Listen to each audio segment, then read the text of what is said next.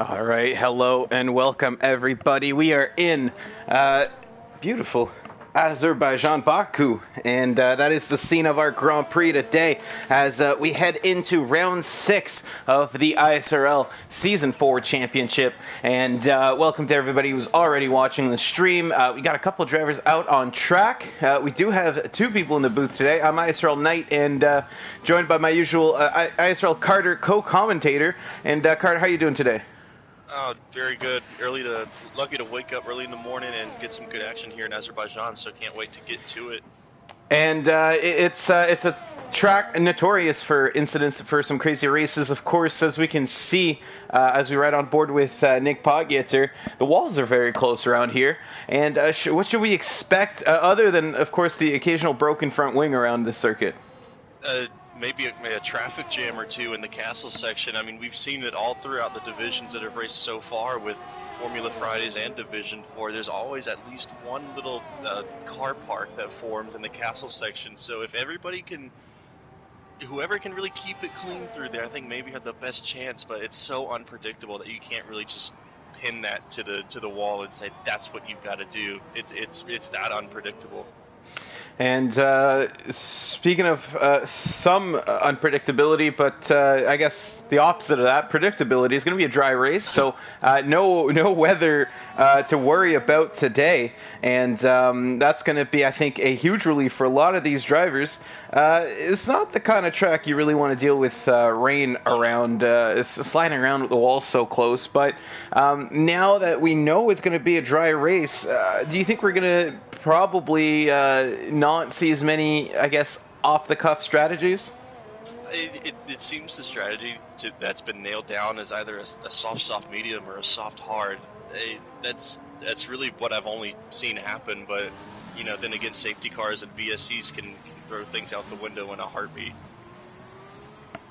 Of course, and it's sometimes not even your fault. The person ahead of you hits the wall and you got nowhere to go.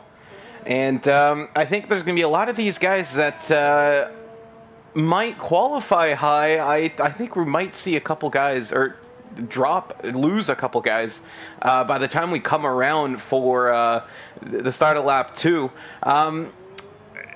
Any early safety cars, we'll have to see, but I certainly think we're going to have at least some yellow flags and some slowing down at some point during the race.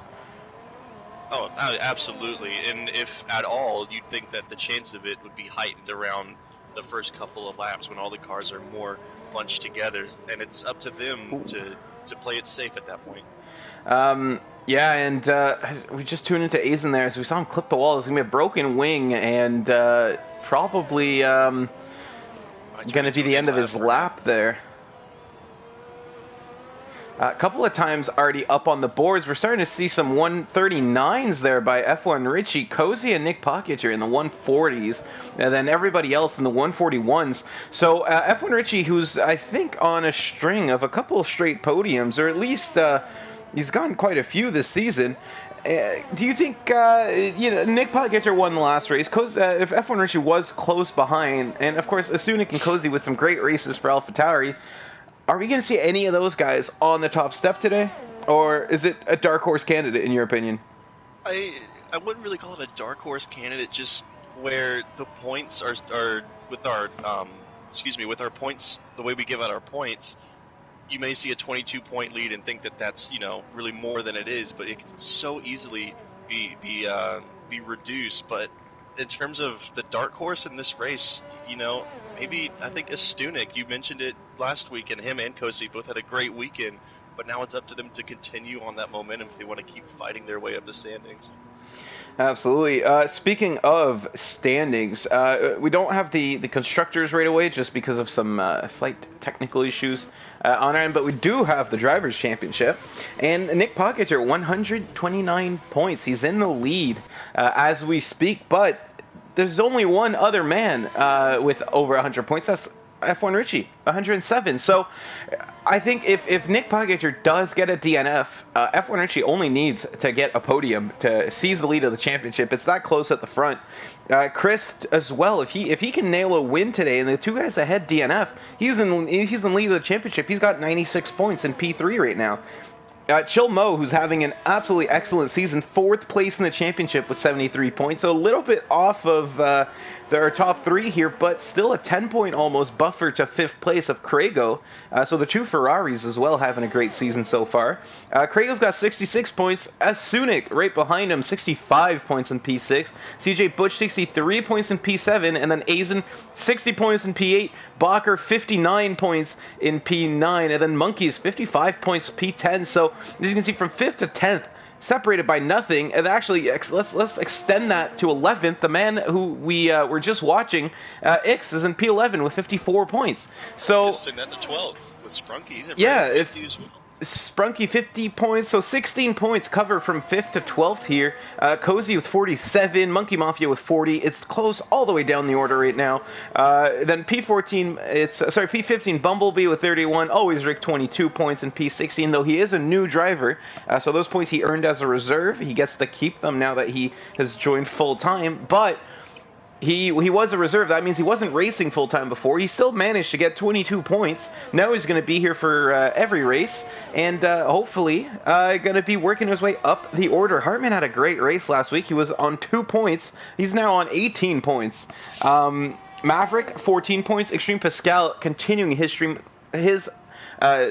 stream of bad luck, 2 points in P19, and then One Wing, who is making his ISRL Division 3 debut today. He's currently P8 after quali.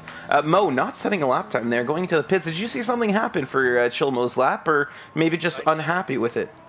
I think he's got to just be unhappy with it. I followed him for a little bit around the first sector, and honestly looked like he got it figured out, but maybe just had a bit of a slip-up, had to go back in and try again. It is definitely possible. Monkeys, though, fastest sector 2. I'm not sure if that's just the usual time glitch or if he is that quick, but I know he has been putting in the practice here, well over 250, maybe even 300 laps of practice this week. So Monkeys looking for another solid result. He finished, I think, P6 on track there after the penalties, P8 because he did take a 5 seconds for making contact with Craigo in Australia last week, and he goes P3 there. So it was a fastest sector 2 for Monkeys. The graphic was not lying. Bacher, though, right behind him, steals that P3, but we got 3 times in the 139s. It's Craigo and F1 Richie, the 2 Ferraris on the front row. Bacher and Monkeys on the second row currently, and then right behind them, Nick Pogacar. So that's a great qualifying effort from Monkeys. If he can stay there for the whole of quali, I think that might be his highest qualifying start in ISRL. And I'm sure he's going to be quite happy with that. I think One Wing might be on a lap right now, so we're going to tune in on board with him. The Stunik just jumped Monkeys actually for that, for that 4th place, so yeah, just slide down one spot. But Stunik with a great lap. Sunik, yeah, going P4, the 4th guy to break into the 139s, and it's a couple of times in the 139s. They're all still close. 210 separating all of the guys below 140. So still very close at the front. I think One Wing might have some wing damage here because he's having a lot of trouble turning into the corners. And probably not going to be setting a super competitive lap. I think Monkey Mafia is coming around. Yeah, he is on the main straight. We're going to ride on board with him as he navigates those kinks. And can he set a competitive lap time?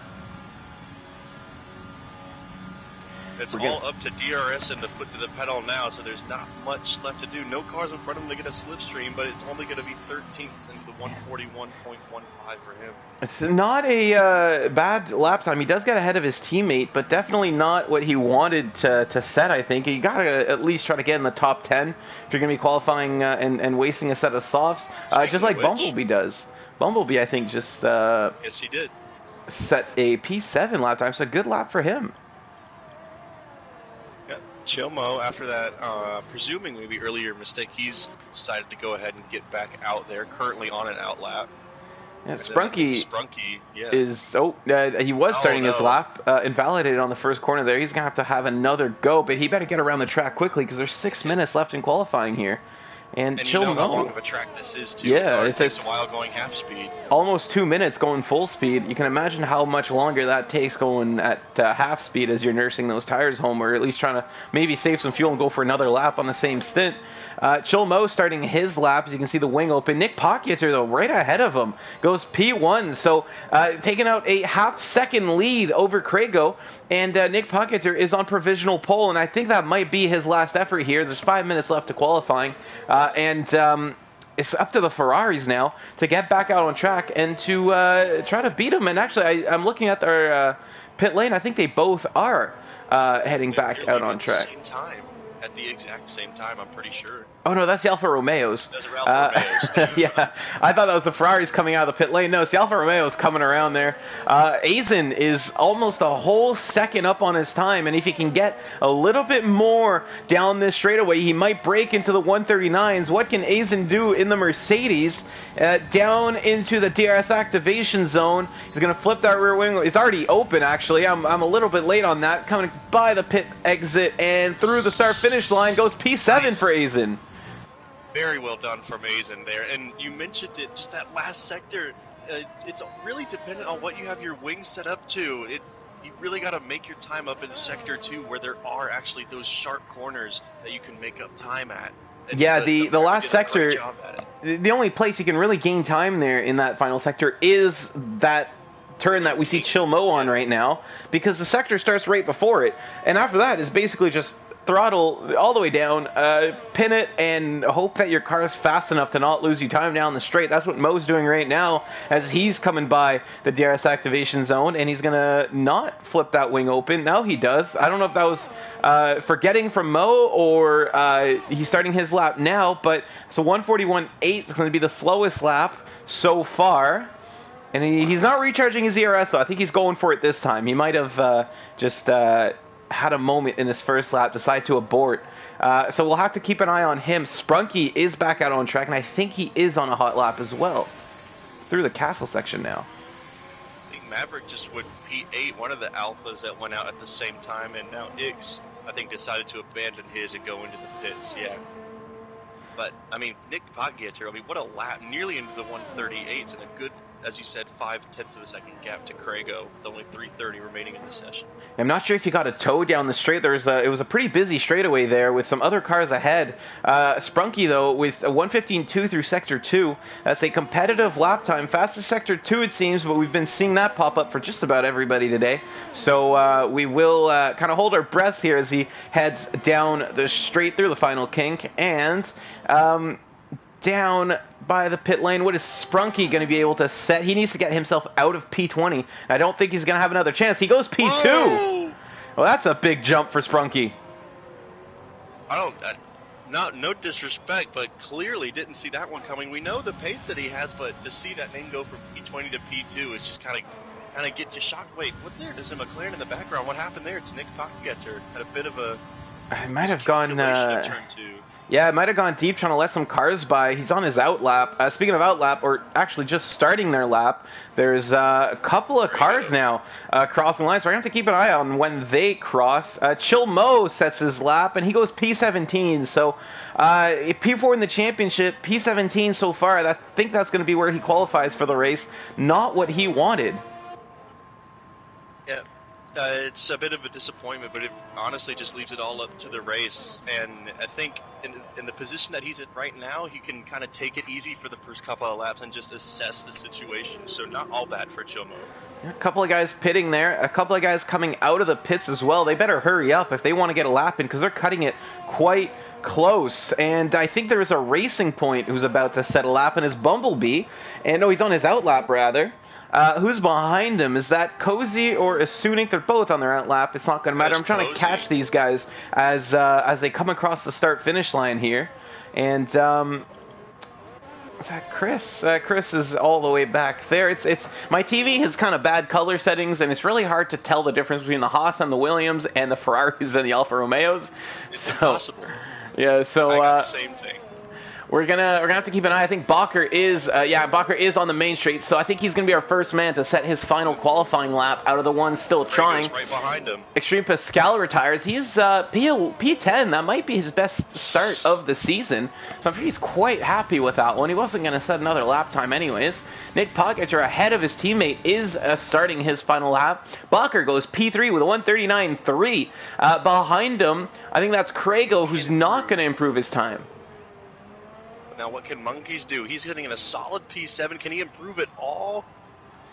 And if he did improve, he didn't change positions as he stays P7, but he might be going for another one here. I know a lot of these guys. Oh, Bumblebee has had a spin in the castle section. That's going to be the end of his qualifying, I think. Yeah, no wing.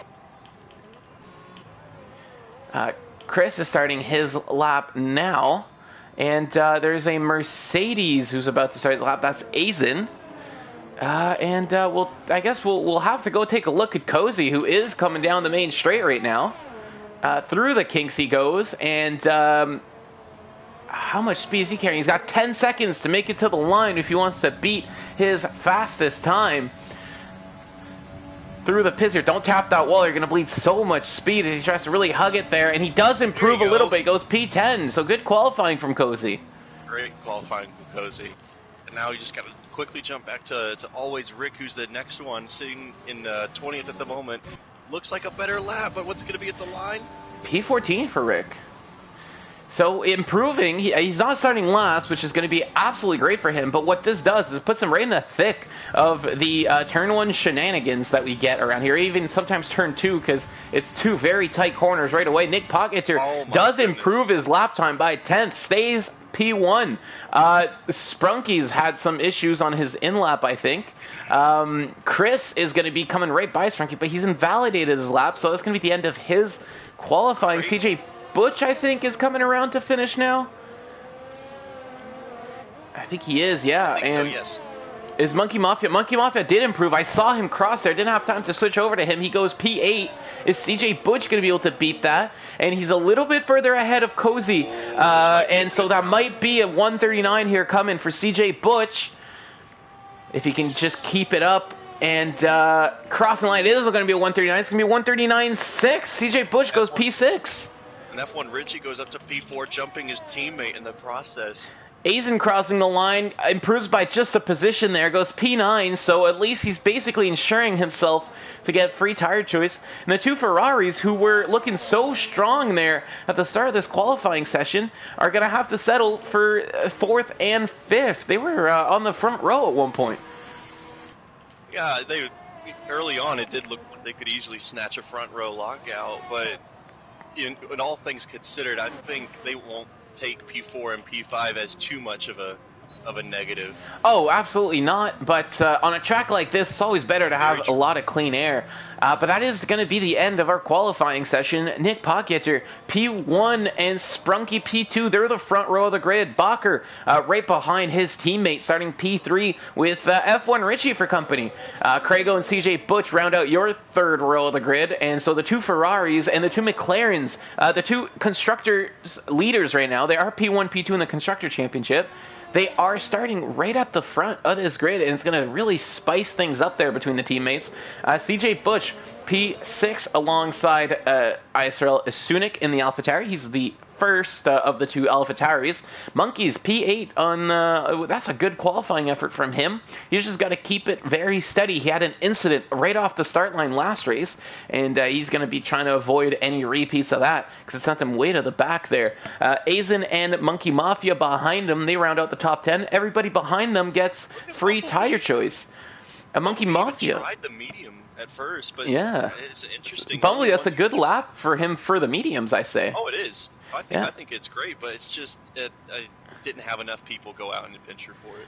Absolutely. It is kind of a soft hard anyways here, but just to quickly round out the rest of your qualifying order, Maverick and Cozy 11th and 12th, Extreme Pascal Bumblebee 13th and 14th, Rick and One Wing 15th, 16th, Ix with probably a qualifying effort he won't be too happy with, P17, and then it's Hartman, Chill Mo, and I missed who that was in last place. I was trying to remember. Was that Chris? I think it was. Might have been Chris there, but Did not quite manage to read that one in time, but we'll go take a look at our comments here as we wait for the drivers to ready up. Mushroom saying good evening, love the action, let's go Billy. So Asunix has got a fan in our chat. Kyle Hartman, of course, he's starting in P18 right now, going, let's go. I hope you let's go your way up through the field. Give us a good show, Hartman. Welsh Maldonado coming on to cheer on her former teammate in Division 3. Sprunky, of course, she's moved up to Division 2, is going to race later today. But let's hope Sprunky returns the favor later on and comes to cheer you on during your race. Of course, we got Division 2, Division 1 coming back to back. Both of us racing in Division 1, so we're going to hope that all of the rain happens in Division 2 because we're not getting any today. And that we get a dry race. But trouble. Yeah, we do have a dry race today, and as the session starts, do you want to take us through what to expect, maybe in terms of pit strategy, in terms of what we can see these guys doing now that the qualifying order is all sorted out? Well, first, I can't wait to see what the bottom 11 shows as their starting tire, because honestly, I genuinely predict an early safety car, at least within the first 4 laps, and those people who choose to start on either the hards or the mediums might benefit from that early, but it all depends on you know the safety cars and any incidents, maybe some wing damage that some of these guys might pick up later in the race. But I think if there's an early safety car, which I think there will be, anyone who starts on the harder compounded tires will be put in a better position, at least for this part. But just due to the unpredictability of Baku, I think I'll check back in with you halfway through and reassess it. But I think that's a good starting point. Just watch for these guys on the harder compounded tires. Yeah, we will pull up our tire data right now as a couple of guys on the hards, they're going to be able to do a one stop. The mediums are not going to do a one stop, so I think a lot of these guys are banking on that safety car, maybe even just themselves being involved. Hartman on the softs, which I'm not questioning, but it is kind of a standalone decision there. Nobody else outside of the top 10 going on the softs, so he's hoping to make up some early positions. So I did say that I wanted D2 to have all of the rain, and then a couple of Division 2 drivers chimed in our chat saying during our Div 2 manager saying D2 cursed. V-Mark saying don't say that, I pray that there's no rain in Division 2. And then Cohen saying, Mark, don't do the rain dance, okay? So a lot of the Division 2 drivers, I think, are going to be trying to pass on that bad juju to us in Division 1. There is no rain here today unless the forecast did not predict it. But the skies are very blue here. Mushroom is cheering on Billy again. Come on, Billy, son, you got this. Billy starting, of course, P7. Billy is ISRL Esports, so and he's doing a good job backing up the field here. He's just having his own pace on the formation lap, and that's going to mean the guys at the front are going to have some cold tires. CJ Butch has realized, though, he's starting to slow down, and same with Nick Pocket. I think they've realized, but just a little bit too late because there's a big gap between them and the rest of the field. Having raced with the Stunik for quite a while now, this is the most Stunik thing I think I've seen. He knows he doesn't need to hurry up and get on with things. It's a formation lap. You just got to warm up your tires, and as long as you keep a consistent pace, you're gonna be okay. And as the field checks up here and gets ready for the start, we're about to get going here on the Azerbaijan Grand Prix around Baku Street Circuit. We still got one more coming. And there's Chris says, I think Chris has maybe had a spin there on the formation lap, and that means Nick Pocketzer, Sprunky, Bacher, they're going to be sitting on the grid for a very long time. And that does give us a very quick chance to check out our prediction. Joran Visser saying Nick Pocketzer P1, Sprunky P2, Asunik P3. We'll see if that holds true as we get ready for the Baku Grand Prix here in Azerbaijan, and the lights are about to come on. The grid has been reset. 3, 4, and 5 lights, and they're off in Baku, and it looks like a good start from Sprunky, who's already pretty good at alongside. And it's 3 wide at turn 1, and looks like the Ferrari of Richie and Bacher have gotten together. Not sure what happened there. Sprunky, though, jumps to an early lead, and it's going to be Craigo behind him. So the two McLarens losing out massively here. Nick Pogacar's already down into P5. Asunik has gotten past him. That's a great start from Asunik, up from P7. Nick Pogacar down into P5. That's 4 positions lost for Nick off of the start. What is... did you see what happened there? Yeah, Bacher had a terrible start. He almost looked like he had too much gas and squirmed the rear end trying to save it, and then ran into one of the Ferraris going into turn 1 and just caused both of the McLarens and the Ferrari to have some wing damage. Yeah, the two Ferraris there, or the two McLarens and the Ferrari, or I'm not even sure who was involved in that, but it ended up with Bacher and F1 Richie way at the back of the pack as we head through the castle section for the first time. Luckily for these guys, no safety car. Azen is up 4 positions. CJ Butch has held position on the first lap. What a move! And Monkeys in P7, but you said Asunik, what a move.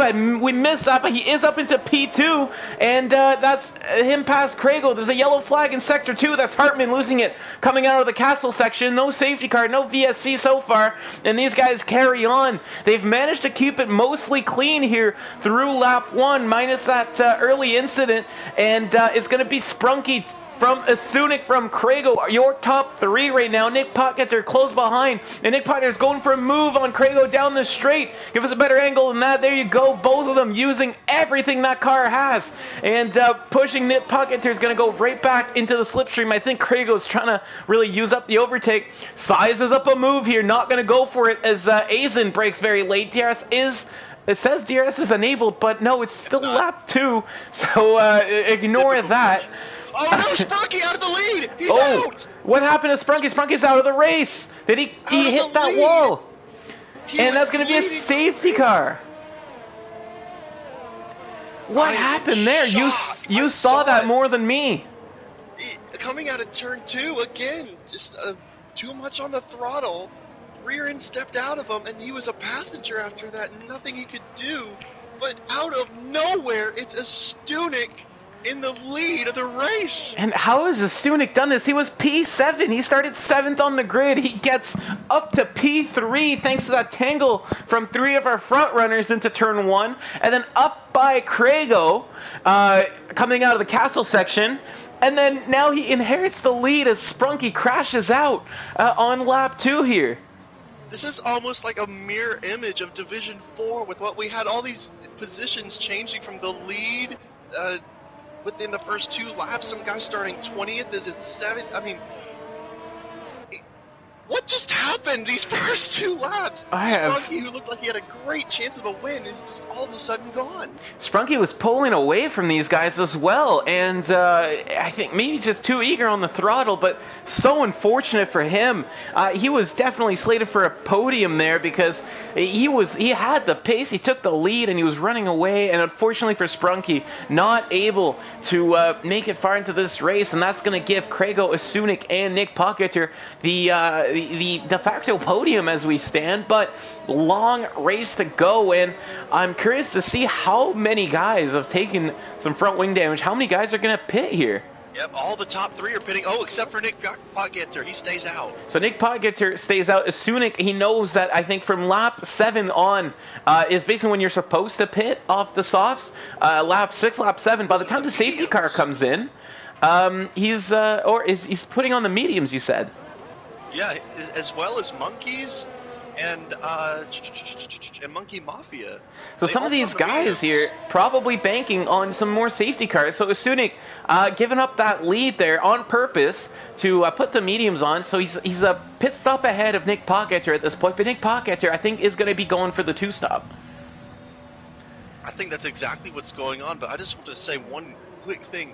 The Maverick, I think, right now is in a great position. It's only lap 3, but seeing, what has it been, nearly 8 of the top 10 soft running starters basically part the Red Seas for you, and you're up into P3 on 2-lap-old hard tires. Yeah, he's in a great position here. Good. Absolutely, and the two guys ahead are on the softs. The guy behind him is Cozy on the mediums, and so you know that everybody around you is going to have to pit either the same amount as you or more than you. And you're right, I think Maverick is going to be in a great position here to get some good points. But of course, around Baku, we saw with Sprunky, just because you're in a good position does not mean you're going to hold on to it or even finish this race. And he's going to have to really keep it tidy, I think, from here on until the end. Yeah, and I think the one downside to Maverick's position right now is that another thing that he knows is that everybody might be faster than him, especially at the restart with the softer and grippier tire compounds all around him. He has to look all the way back to 7th to find his nearest companion on the hard tires. So he's a bit of an unmanned territory right now. He's all by himself on the hard. But let's just see how he can cope with it. Yeah, I mean, he's definitely put himself in a favorable position. Absolutely. As we stand right now, your top 10 has not pit. The bottom 9 have pit, and we got one switch. DNF so far. It's literally been like a flip-flop from the top 10 starting. And almost everyone had to get off the soft tires, obviously, but it's just completely flip-flopped. And if we look at our tire graphic, it's pretty split half and half here from mediums and hards. Of course, the two at the front still on the softs. They know they have some more good laps out of those tires, and they're going to try to use them there on the restart. But they are going to have to pit pretty shortly after the restart. This is going to do two things. Number one, they're going to be pretty far behind the grid. These guys that are behind them and that have pit already, they don't need to pit for another 10, 15 laps, depending on which tire they're on. These guys are going to be way behind the grid. They're going to have a lot of clean air, though. And if they can just put those laps in together, they might be able to just undercut everybody by the time the pit stops come.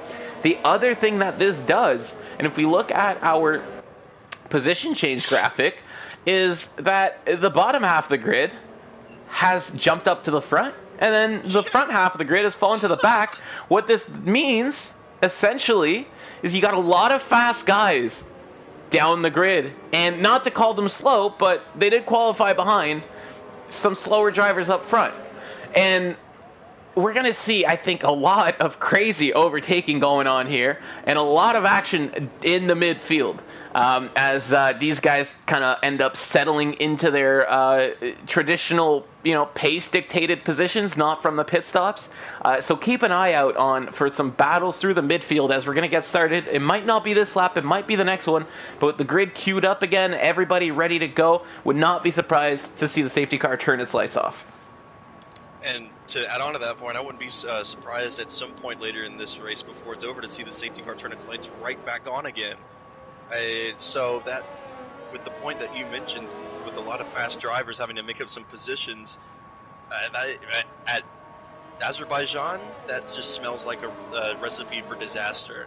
But I could always be wrong, and we could be treated for some great overtakes, but can't help but think we might see that safety car at least one more time and shake things up even more. But I'd love to be proven wrong, as it is going to come in this time. It is going to come in, so the field's going to start checking up now. Nick Pocket is going to slow them down. He dictates the pace. He's not going to dictate the pace too much, though, as he's keeping a pretty consistent speed down the straight. We're trying to catch him off guard. Clearly he's done this a couple of times, so wouldn't doubt that he knows exactly what he's doing. Lull him into a sense of security, and then when they least expect it, just hit the gas and go. But it's hard to time, especially with a long front straightaway like this. We kind of saw it in real life in when they had the big restart crash in Magello. Yeah, it's kind of similar to that on the restart. They're basically three wide there. It looks like the Indy grid further back. And Nick Puckett is going to really hold him up. He knows if he goes too early, they're going to get a run on him down the straight. And he's allowed to hold him up right up until the start-finish line. He's going to go now, though. There's carnage! The exact same thing happened! There's some carnage in the back. I see some front wings. And who's gotten involved in that? There's Chris! Not any of these guys. And yeah, Chris just not mistiming that restart. He's got no front wing, and we missed it. We had a big old sign there in the front. Asunic, though, is in the pits, and what's happened to him? His teammate, Bumblebee, is also got a spin, I think, but I'm not sure what happened to his student, actually. Maybe he got caught up in that restart. I think so. He might have got caught up right before the pit entrance and went, you know what, I'm just going to get it out of the way now. Both the Racing Points had a horrendous restart to this race. They are now 17th and 18th along with the I'm not sure. Yeah, I'm not sure what's happened in the midfield here. There's a big gap between Chilmo and Rick, and behind Rick, it's all checked out. And you know why? It's because Rick has got a lot of wing damage, and it's really hard to overtake in these slow sections of the track. Rick has got about half a front wing here. This is the worst place you want to find yourself if you're one wing Ix and Monkeys. Oh, and Rick's gonna hit the wall pretty hard here, and yeah, and thankfully he's ghosted because he carried way too much speed through the castle section. We're riding on board with his front wing there as he hit the wall, and we got nothing but Pirelli ads in our face, and that's gonna be a not a retirement from Rick, but definitely the end of his probably his competitiveness in the race, unless there's another safety car. Sunik has not lost all that much time because of how much the grid got checked up behind him, no? Insane. Yeah, you would have thought, coming especially on a restart of a race, it'll only be, what is it, it looks like 15 seconds from really the main pack. You gotta be counting your blessings if you're Ix a student. and Monkey's going at it down the straight. I think Monkey's getting the position from Ix, and does Ix have wing damage? He is going to pit, so there is wing damage there for the Alfa Romeo. F1 Richie has got Bacher for company. He's got Azen in front, but nowhere close enough. Azen is trying to make a move there on F1 Richie's teammate, Krago82, and yeah, as the field starts to thin out here, we got two distinct packs. We got our top five, which Mo, Cozy, Maverick, CJ Butch, and Nick Pocket are all lucky enough to be a part of. But they're all a second apart already, and so there won't be any DRS when it gets activated. And then you got this cluster of cars there in the midfield who all got held up behind Always Rick. You've almost got three packs of cars at this point. Behind Chilmo, you've got the second pack, and then all these guys who just pit who are involved in that crazy Mugello-like safety car restart might just end up forming a fourth pack and just help each other get right back up there again. And this is where I wish we had replays in this game that we could go back and see, because we had a good angle for it, but because we were on board with the front of the pack, all we saw was a big ol' publicity instead of the action. So we didn't see what happened there, and it took a while for us to spot who was in fact involved. It looked like it was Bumblebee or Chris who spun or first saw, but it looked like he had to have gotten hit from behind because his rear end stepped out a whole lot. So had to think with, what I had mentioned before with the odd restart, that someone maybe thought that we were going and then we weren't, and just slammed into the back of them. I definitely think that's what happened, and would not be surprised if somebody further down let a gap and then went for it, and the field in front of them had not accelerated yet. Of course, if that is the case, that is a penalty. I'm sure we're going to see a lot of replays of this one in the incident report. And we'll get our answers there. Monkeys gets the move on one wing done as he starts working his way towards Chilmo, and that gap was about 4 seconds by the time they cleared Always Rick. It's now down to 2.8. So these guys further down the pack have got great pace compared to the front pack, or at least the guys at the tail end of that front pack. Yeah, absolutely. And we mentioned this right before the race started. At least with Chilmo and Cozy, we both wanted to see them get up the order. Now, whether there's been a quote-unquote handicap or a helping with them getting up, that's water under the bridge at this point. The fact is, they're in P4 and P5 after 7 laps after starting outside the top 15, so at least for Chilmo. It's a great start for them, yeah. And two other people that this has helped greatly is the two guys on the softs are at the front. They've managed to carve themselves out, and if we look at gap to leader, their pit window right now, they're going to come out right around where Sunik is. Or in front of Sunik, sorry, right behind Hartman. So I think if you're CJ Butch, you probably want to get a little bit more of a gap, especially with a hard tire runner right behind you. But I think not much you can do. It's going to be around the Stunik where they come out. You're right. Yeah. But essentially, I thought this was going to put them way at the back of the pack, right? Way, way behind. They're actually going to be coming out in the midfield, in the points even. Of course, our points going down to P15 here. But, yeah, it's started to help out these front runners quite a bit. We can see the gap that Nick Puckett is starting to build up there. Already 10 seconds ahead of 5th place, or 9.3 seconds ahead of 5th place. I'm starting to see a trend here. most of the overtakes that we're seeing are coming from the front straightaway, and this little pack of 4 cars, Krago, Azen, F1, Richie, Bacher, to make it 5, Extreme Pascal, really, those gaps were all over a second, and then on that front straightaway, they were all able to get right back to within 1 second. So most of the overtakes coming on the straightaways. Of course, even on this straightaway, even if you don't have DRS, it's so long, so long as you get a run, you might be able to work your way back into that slipstream of the car ahead, and we're going to see those gaps, I think, closing quite a bit down the straights. Krago is getting very close to one wing, though, and P8 trying to get P7. He's the closest battle we got on track right now. We're going to see if he can get the move, but with the castle section coming up, not looking likely in the next couple of corners. Oh, and gets a little bit of a loose, one wing does for good measure, and this is a really tricky braking zone right here, and got to get back on the throttle just at the right time, not to hit the wall like I think one wing almost did. Now into the castle section. Everyone looks clean, not Krago. Krago's going very slow into the castle section. I think he might have had a little bit of a moment, got spooked by the wall there on the inside. You really got to hug it, and it's going to cost him a ton of time to one wing. Yeah, but luckily, I think if he could just keep within that 1 second, though, right before the detection zone, which is actually on the get back on the front straightaway. So, yeah, just hovering at about a second between him and one wing at the moment, with the detection coming up soon. And these guys are all going to get DRS again. We've basically got a DRS train down the main straight. Though there's a yellow flag in Sector 2. That's Monkey Mafia having a bit of a moment in the castle, but he's gotten going again, so no sense in checking. Both of the soft runners go pit. Yeah, and so Pot gets your CJ Butch in the pits. Where are they going to come up? I think they're going to be coming up right behind Asunik at this point, because Asunik has been... Oh, actually, there goes Krago in one-wing battle, and Krago has a big moment. Oh, he's going to come up and almost collect Azen. What's happening to Krago? Are those tires dying on him? I'm not sure. He went super deep into turn 1, and then coming back, almost collecting the Mercedes, and now he's going to line up right behind his teammate now, and Bacher is going to be right behind him, getting ready to pounce. And I said that CJ Butch and Nick Pocket are going to come out close to Asunik. They have, because Asunik's been really pumping in the laps, catching up to Hartman. But I did not expect them to come out ahead of Hartman as well. Wow. And CJ Butch pit. Sorry, I saw someone ahead of Hartman. But yeah, either a great pit stop or a great in-lap from both of the soft runners to not only jump Asunik, but to get Hartman as well. Oh, Aizen's so tantalizingly close there from one wing as he just... You can't make a move there. You know it's going to end badly, but sometimes it's so hard as a driver sometimes to force yourself to go slower than you should, because if you don't, you're going to run into the car ahead of you. And Aizen doing a good job doing that, because if not, I think he was going to get a whole lot of one wing up on his front wing. And one thing I've noticed is one wing... he's pretty good through the castle section. He keeps pulling a gap to the guys behind him.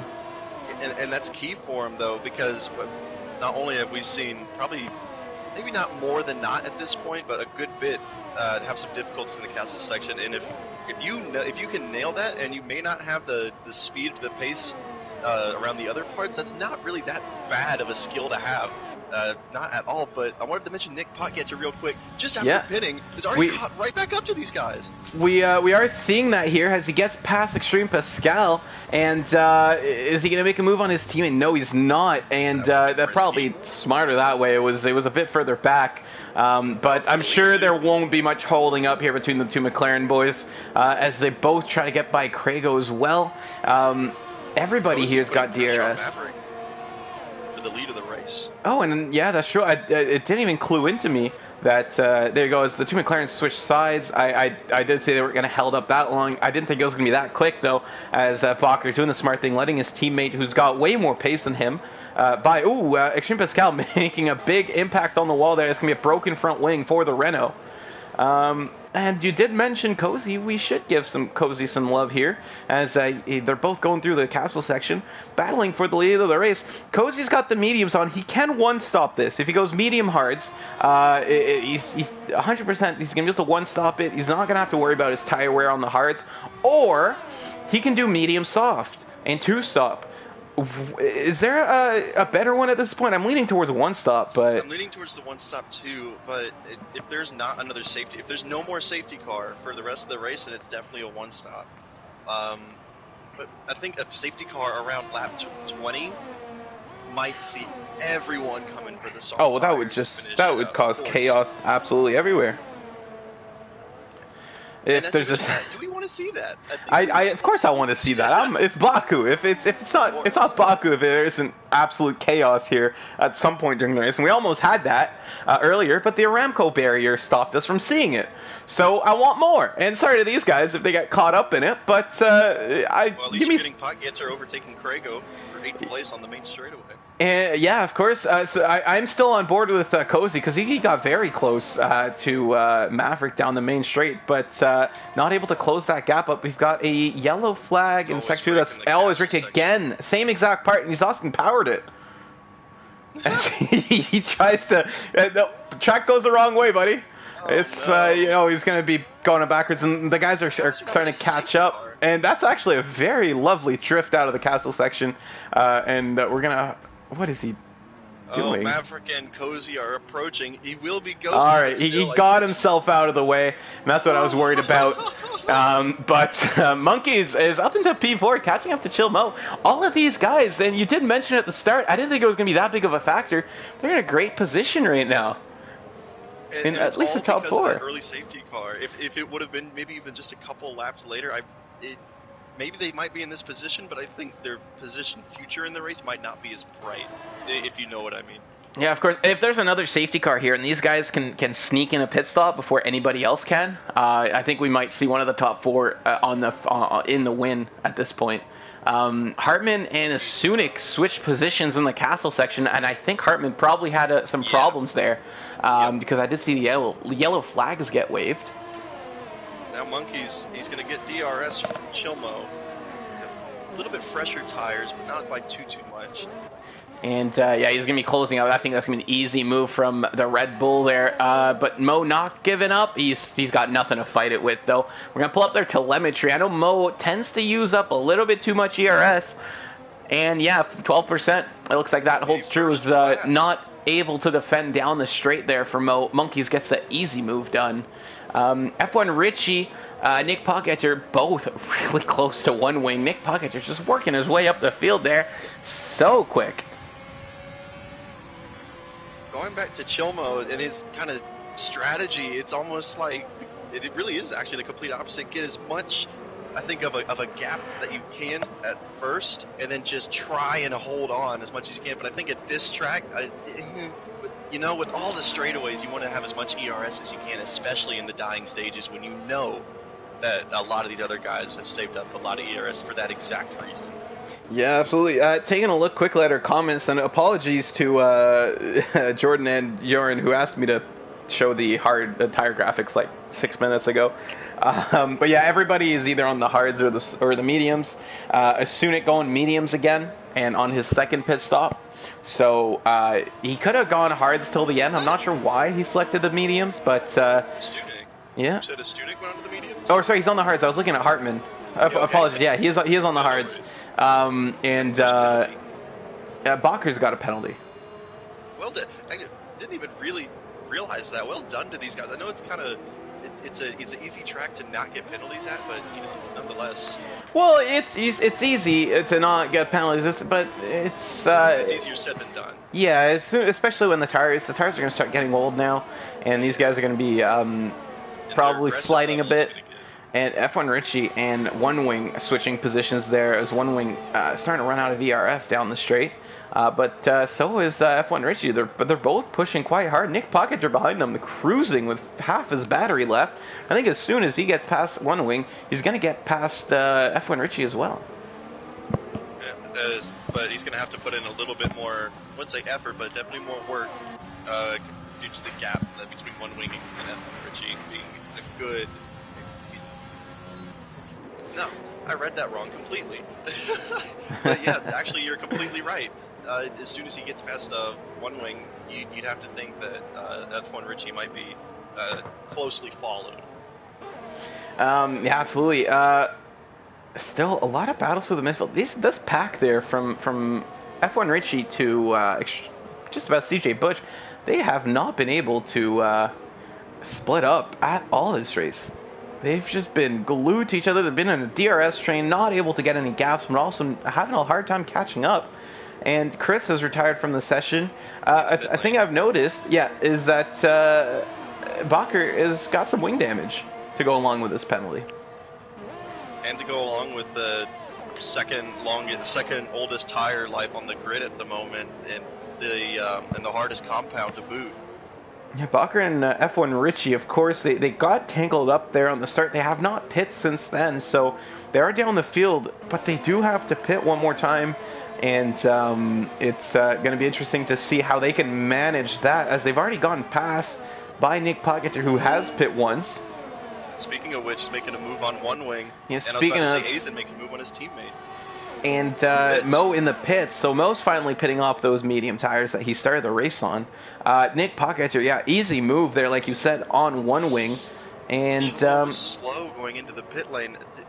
I want to see where Chilmo comes back out, because it just looked like he took it extra careful on the entry, maybe lost some time. Yeah, that is a theme that we've seen with Chilmo. He's very tentative going into the pit lane, and I mean, you're allowed to do that if you want. Nothing wrong with it, but it's going to cost you. It always tends to cost him a lot of times. He comes out right ahead of Ix. Oh, and there's going to be, I think, some kind words.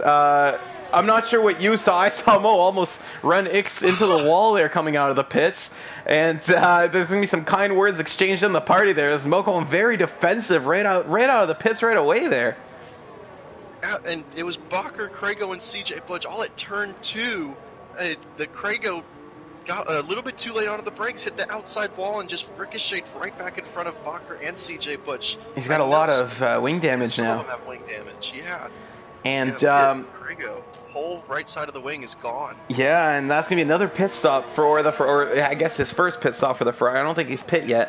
And yeah, from P8, that's not what you want. Oh, that's Ix. Is that Ix in the wall there in the castle? And no, he's not in the wall. He's actually done the smart thing and sent it into the runoff. So he's gonna lose a lot of time, but he has not lost the front wing, and so good reflexes there from Ix, not to turn in, not to hit that wall, knowing you're not gonna make the corner before you turn into the corner is absolutely crucial around this track, and doing a good job saving it into the runoff there.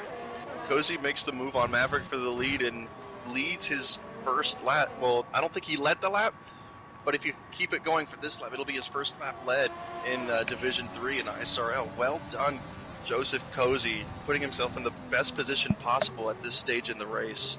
And yeah, 15 laps done. We have 11 laps to go, and these guys are going to pit soon, I think. Let's look at our tires here. And yeah, 14 laps on the mediums. You can see Cozy kind of inching around these turns. I think he's probably going to pit this lap. I know it means he's probably not going to lead his lap, but I don't think he cares too much about that right now. No. You mentioned a prediction earlier before the race started. I think it may have been Potgetter, CJ Butch, and a Stunek on the podium, and right now it was Potgetter, Sprunky, and a Stunek, I believe. Yeah. Oh man, but at least for two of those drivers right now, I think they might, if everything turns out, they might get two of those positions dead on, because looking at Potgetter, CJ Butch, and a Stunek, because Stunek's good to go to the end. I'm pretty sure CJ Butch is good to go to the end. I mean, if he's got 11 laps to go, we know the mediums are going to last at least 15 because Cozy's about to finish his 15th lap on the mediums. So he should be able. He should be okay. He should be, as Maverick is getting a great run on Cozy here, and not going to pit. So both of them going at least 16 laps on these tires, and why would Cozy pit? He's got great pace right now. I think he's trying to maybe wait out for another safety car. That might be the smart thing to do at this point. Nick Potgetter getting by a couple guys because Monkeys and Richie both pitting. Monkeys goes on to another set of mediums. And or was he on the mediums? He started on the softs. So okay, that's right, yeah, he qualified in the top 10. So that's right. So he's gonna go to the end. Softs don't last to the end. Mediums, I mean, you're basically using half of your lifespan at this point, so is it worth going on the mediums? Should he have maybe dragged them out a little bit longer to go back on the softs? We're seeing a couple of 5-second penalties here for crossing the white line. It's an awkward pit exit, but It it's really not that is. hard to not cross the white line if you keep your steering turned in as you take control of the car. That's what it is. I think so many people just forget to have that 90-degree turn on the wheel ready for it, and just keep going straight out of the pit lane. I mean, my personal thing is I don't take the pit limiter off until I'm already straightened out. It costs me about half a second, but at least it doesn't cost me 5 seconds, you know? So Exactly. maybe some of these guys being a little bit impatient. One thing I do want to mention, Bacher doing a great job here holding on to 5th place with that broken wing. Is that Mo's had some issues? I think Mo maybe It has was had always some... Rick and Mo had an incident in turn 2, which is for Mo's progress, and that would just kill his progress that he made. Yeah, Mo had to pit again, though. I'm not sure what happened to him. did. He's back behind Ix, who, of course, had to send it to the runoff, reverse back onto the track, and then go again, losing about 10 seconds before. So Mo probably collected some wall at some point because he had to pit again. That's the unpredictability of Azerbaijan, right there. You know, we were just talking about how he had basically done a flip-flop from his starting position. How has just Cozy getting caught dragged those medium tires out? I don't 16 know. I was laps. about to ask the same question. But And he's it doing a doesn't, great job. like, I'm on board with him. Those tires don't look too worse for wear at all. Really do. If he can keep it up at this rate, are we looking at him doing this for another 3 laps at this point? I mean, is he trying to do medium size? He might be. Looking at gap to leader, Cozy pitting now would take him right in front of his teammate. So Asunik, either he's going to come out either right in front of Asunik and Monkeys or right behind them, depending on when he pits. If he doesn't pit this lap, I'll be shocked. But it's still a top 5 for Cozy there, and of course a safety car could completely change everything up. And I guess that's where our aggressiveness kind of differs. If I were him, it would be a decision I'd have to make and think about. If I know I can make it another 3 laps and go onto the softs and just do a 1-stop, the unthinkable 1-stop, and I'm already in P2, you know. But then again, do I want to play it safe and assure a good top 7 finish and pit now? You know, it's you got to weigh these options mid-race while battling for the lead. It can't be easy. Yeah, and you see right behind them there, you saw Maverick and Cozy going down the straight, then right behind them, Aizen and Nick Poggett are closing up, and is Nick Poggett going to make the move? Yeah, he is. Easy move there for the McLaren, as he's back onto the podium after that bad start. But I think that was always kind of the plan, was it, with that 1-stop soft to hards. But actually, he ended up doing onto the mediums there. So thanks to that safety car, really able to save those tires. He's going to make those mediums last until the end of the race.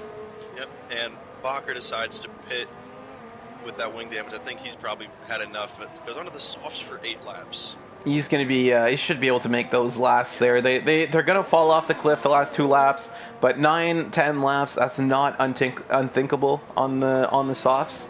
So is he going to be able to gain a whole lot of positions coming out of the pits? Don't know. He's got a big gap. There's Krago's near him, and then there's a big gap to F1 Richie.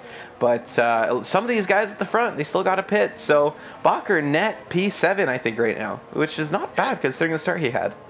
Definitely not, and I think what's going to make it even more difficult for him on the soft tires is the fact that the medium tires for the 2 Ferraris in front of him are pretty much brand new. If you maybe saw like a Stunik level tire where you might say, oh yeah, he can make up a couple of positions with these soft tires, but then I'm not saying he can't, but I think the difficulty or the work put in might just be a little bit more than if he had some guys with worn out tires in front of him. Absolutely. We got what, 8 laps to go? So got 8 laps left. No, I was taking a drink from my and he got caught out mid-sentence there. So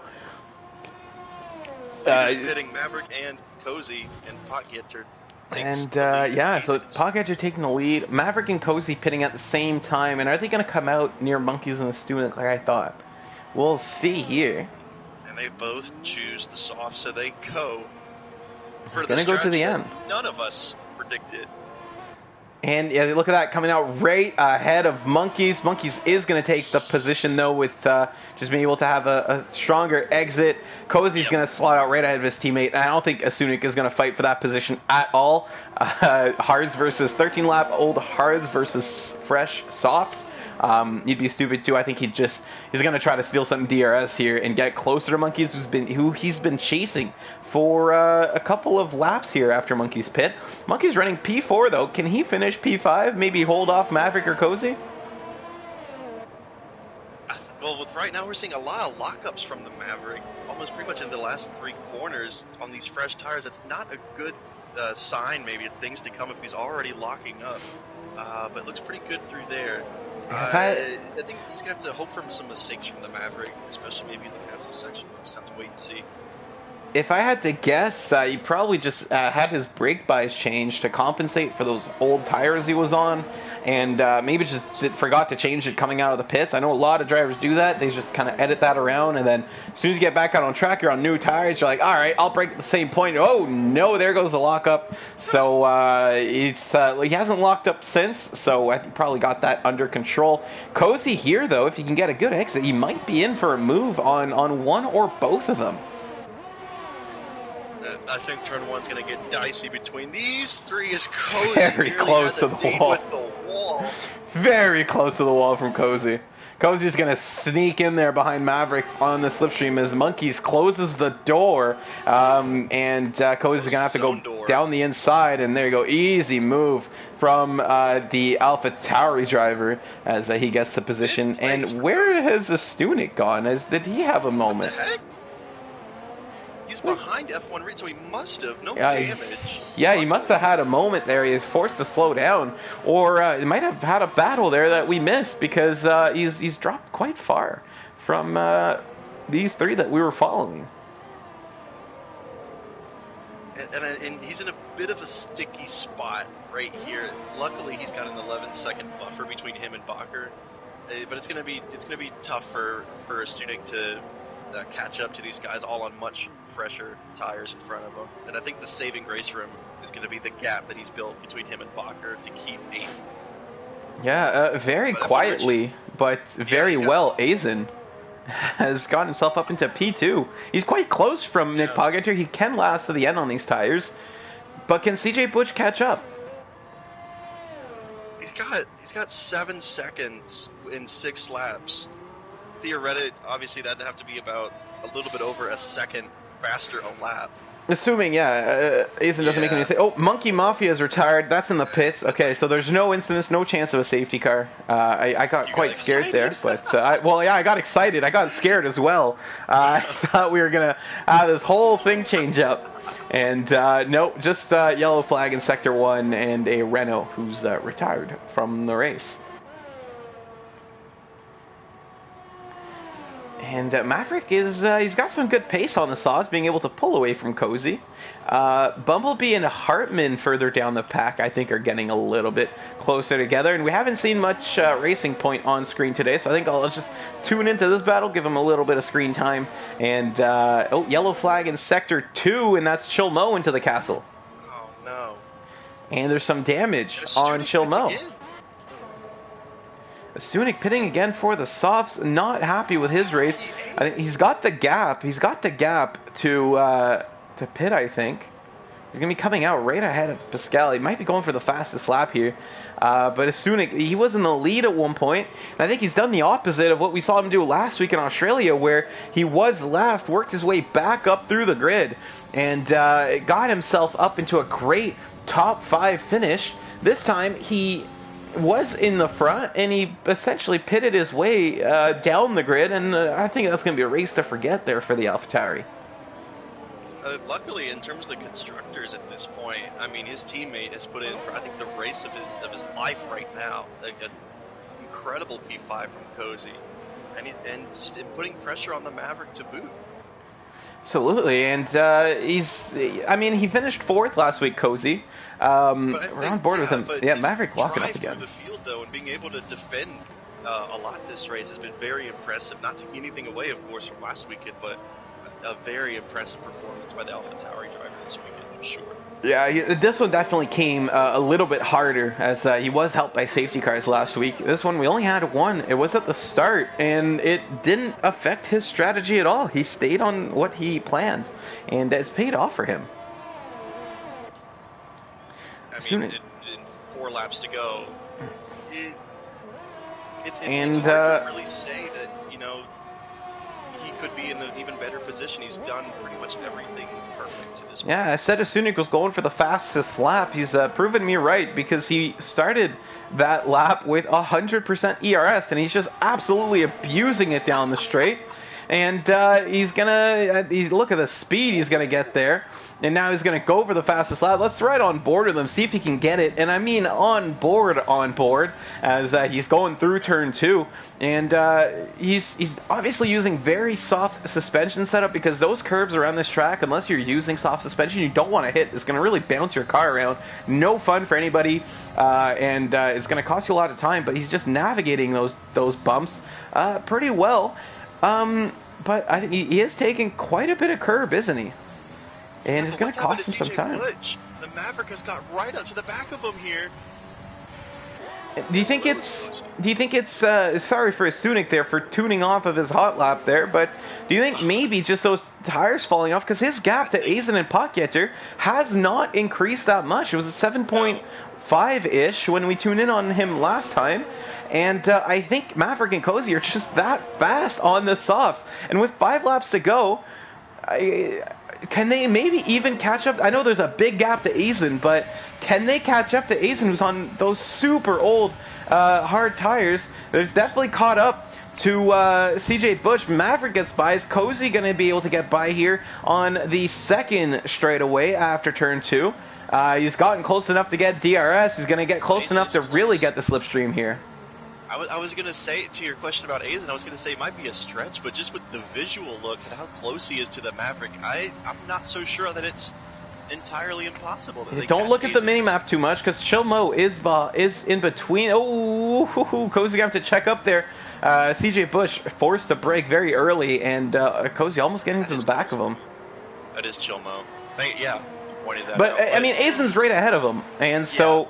that gap has already fallen from 8 seconds to 6.8, 6.9 now, 6.8 again, so it's changing rapidly, and that's in half a lap. When Maverick got by CJ Busch, that gap was at 8 seconds, and he got by CJ Busch half a lap ago. So assuming he doesn't work those tires up too much, he's going to get DRS from Chilmo here, I think, and if Chilmo can just hold on ahead, does not yield to blue flags yet, he's going to get DRS, and that might help him there in his quest to catch up to Azen. Azen's doing a good job holding on to Nick Potgetter, though. I was about to say, should we start talking about Nick Potgetter? If we want to talk about maybe catching Azen, you'd think that just with maybe a 2-second gap, they could make it interesting at least. We're going to have to wait and see. I know for sure Cozy's going to get by CJ Busch here down the straightaway. He's got more ERS. He's got the DRS. He's got the fresher tires, and that gap is closing rapidly. And flip open the wing, tuck into the slipstream. Should have that move done. But he's not gaining nearly as much as I thought he was. This is a missed opportunity for Cozy if he can't get it. He's gonna look. He should have sent it there. He should have absolutely sent it there. He's running out of time and chances. Yeah, and if you can't get by CJ Busch, I mean, Maverick's already like 3 seconds up the road. Wow. So I think that's chances of a podium there gone. He can still get 4th place, though. Match his result from last week if he can just get by CJ Busch. And didn't get a great exit out of turn 2 either for the DRS straightaway, and CJ Busch took a great advantage of that. F1 Richie is getting quite close to Monkeys, but F1 Richie's got a penalty. Same with Bakker. So once again, Monkeys with no penalties is going to come to fruition in the end, because I think even if he lets them by, he's going to be able to hold on to that position. Cozy, again, he's so close, but it looks like he's faster when he can't make the move, and when he has DRS, he gets a worse exit. And I think just with... No, that's an interesting thing, because they're only 4-lap-old softs, and the Maverick's kind of having the same problem, to where the gap between him and Azen's just hovering around 6.5, 6.4. Just not really putting any... Ooh, bad exit there from CJ Bush. Cozy is going to get the move done here, and better do it there than down the straight. This does mean that CJ Bush is going to get DRS on him. I don't think it's going to be too much of a worry because Monkeys is now coming very close to them, and Monkeys might be able to make a move on CJ Bush. Well, he came from right behind. It was 2 seconds up the road, though, and I think that battle between CJ Bush and Cozy has effectively allowed him to catch up. CJ Bush going to get back by Cozy there. Cozy not able to hang on to 4th place. And now he's got 2 hungry drivers behind it. F1 Richie. Oh, he's going to go for it. He's going for it. Down into turn 2. Cozy with a move, but not able to hold on down the inside. CJ Bush getting a better exit. And now Monkeys is going to be able to attempt a move on Cozy. He's looking down the inside. Is he going to send it? He is going for it. And it's too wide into turn 3. Very close from these 2 drivers. The sister teams keeping it clean as they are both trying to catch up to CJ Bush.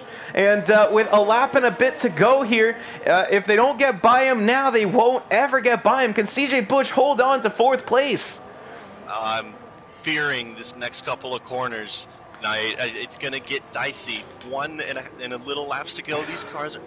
Oh, look at how close Cozy is. He can't... Oh, no, he's going to tap him. Oh, more taps. Oh, no. What is happening here? It's a checkup. Constantine effect as these guys made some contact with each other. I think Cozy's going to have to give that position up to CJ Bush, and I'm not sure what happened there, but into the castle section, looks like Cozy tapped CJ Bush a little bit deep and then checked up, and it made Monkeys hit him and then go deep into the castle section himself. And after all that, there's only been 1 position that has changed between those 4. And I'd rather think... Oh, CJ Bush has had a big wheel spin onto the straightaway. And that was going to cost him a whole lot of position. Are you going to go around the outside? F1 Richie is going to go around the outside. And F1 Richie getting the position there. Monkeys lost some positions. He's going to get it back on CJ Bush here. And... Oh my goodness, they're so close. 3 wide into turn 1. What's going to happen here? F1 Richie backs out of it, and CJ Bush goes deep. CJ Bush is out of the race. CJ Bush has gone into the wall on the last lap, and is going to... Oh my goodness. Here comes Bakker. And Bakker now into the picture. Bakker's going to try to take a position on Monkeys, maybe even Richie by the end of the lap. And I thought at first that Cozy was going to have to give the position to CJ Bush. And then I thought that he was going to, CJ Bush can get the position back on penalties. CJ Bush is now out of the race, and it's Bakker versus Monkeys for 6th place. Bakker is going to get the position. Monkeys has got wing damage there from that incident we saw earlier. And now can Bakker close up on Richie, who's got more penalties out of these guys? We'll have to see.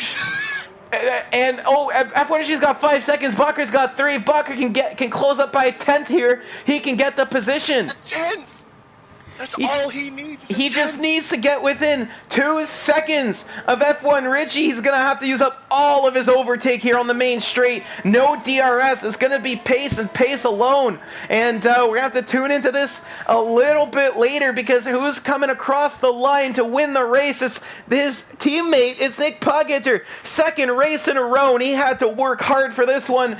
Nick Poggeter wins the Azerbaijan Grand Prix, and Azen's going to cross the line. P2, Maverick, you called it, with a podium. What a race for the Alfa Romeo driver. His first podium, his best result yet. Cozy, 2nd week in a row. He's going to get 4th place, but can he hold on to it? He might get a penalty here post-race after that contact with CJ Bush.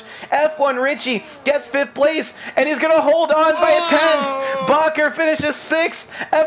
Monkeys is going to cross the line. 7th place. Crago, 8th place. What a finish we had here in Baku. Sunik, who was in the lead at one point, crosses the line 9th. And Bumblebee, who went from near the end of the grid right up towards the front in the top 10 at the end of the race, comes home P10. Hartman, 11th place. He's going to get another good haul of points. I'm sure he's going to be quite happy with that one. Extreme Pascal and Ix coming right down to the line, but Ix is not going to have the pace he needs to get by Pascal. And Pascal as well, finally getting points that's going to end his drought. Last time he had points was their season opener. And wow, Azen, driver of the day, I gotta agree with you on that one there, Game. Azen coming out of nowhere to get second place. I don't think we saw him at all again, and I think that's the second time we've done a disservice to Azen of him getting a podium and not getting any screen time. I mean, he was able to make those those hard tires last 23 laps. 23 Absolutely laps. incredible. And good podium there from Azen. It's Pogacar from Azen, from Maverick. We got a Greek driver on the podium for, I believe, the first or second time ever in ISRL. And Maverick for, I'm pretty sure that is his first podium. We're going to have to invite these guys into the interview room. So yeah, Nick Pogacar from pole wins this race. You had to work for it after that bad start. Azen, Maverick, P2, P3. Cozy from 12th place finishes 4th. F1 Richie, 5th place. Bakker, 6th place. Monkeys gains a position, finishes 7th. Craigo down from 5th into 8th. Asunik 7th, but he finishes 9th. After being in the lead at one point, Bumblebee from 14th to 10th. Hartman from 18th to 11th. Extreme Pascal, X, One Wing, and CJ Butch finish out your points. I think CJ Butch is going to count as classified because he did crash there right on the turn 1 of the last lap. That's 90% of the race distance. And Mo, even though he finishes the race, not going to get the position because CJ Butch was a lap ahead of him. Always Rick finishing 2 laps down outside of the points. Monkey Mafia, Chris, and Sprunky. Those are your DNFs. Of course, CJ Butch with a DNF as well there, but thankfully for him, does still get classified, does get points for this. We're going to see, I think, this incident in the incident report room. We're going to have to see what happened there, but that was a crazy finish. Absolutely out of breath.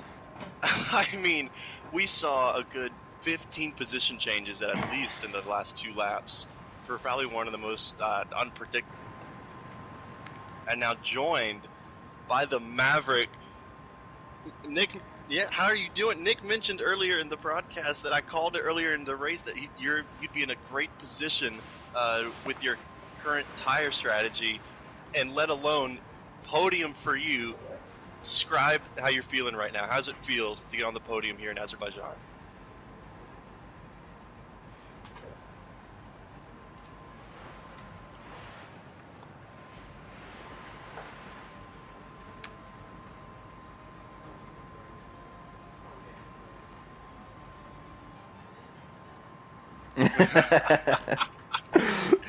Well, and you made it work too. P3 for Maverick. I got some of these other guys, but I've not seen like they're joining the broadcast. Well, that's all right. Well, they joined Maverick. I do believe you are the first Greek driver to get a podium here in our Sunday divisions. And, I mean, there's not a lot of Greek drivers in the league, but it's nice to see that flag there up on the podium ceremony. Do you think there's more coming? You've had some strong races so far this season. I think last week you were in contention there for quite a bit. Yeah, any predictions? More podiums coming this season?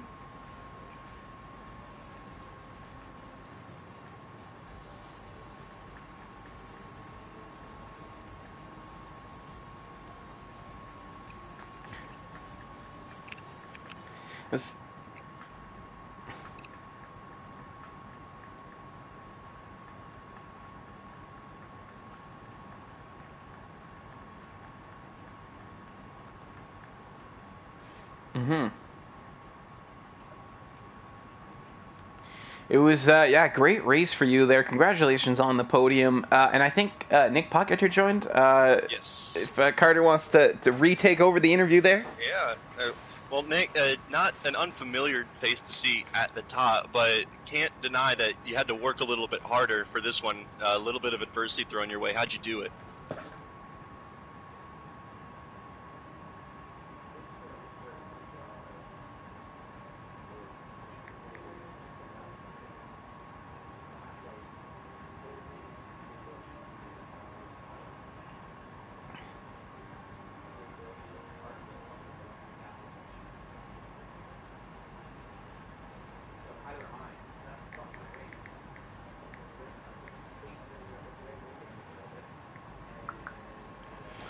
able to hold off the rest of the field, including Azen.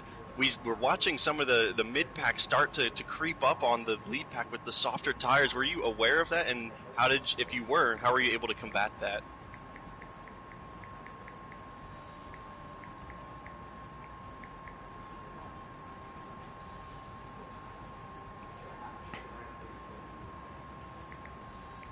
It was yeah, good race for you there.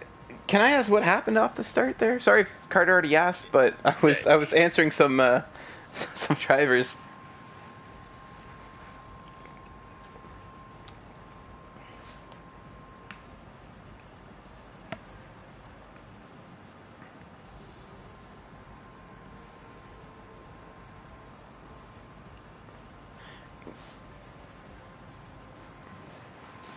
You got lucky not to walk away with some damage there. I'll tell you that. I was in the same situation yesterday in our F2 race, and I was not that lucky.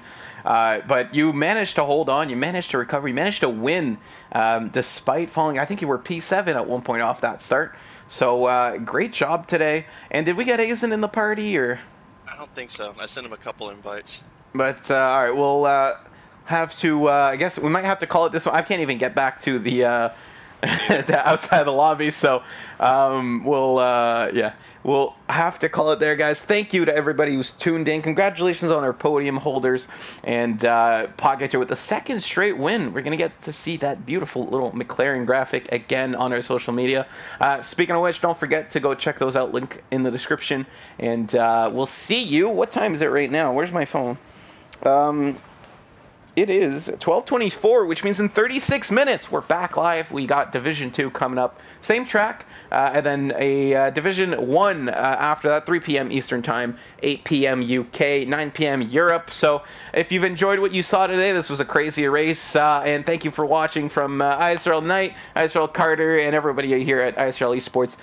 Wish you a good day, and we'll see you in the next race.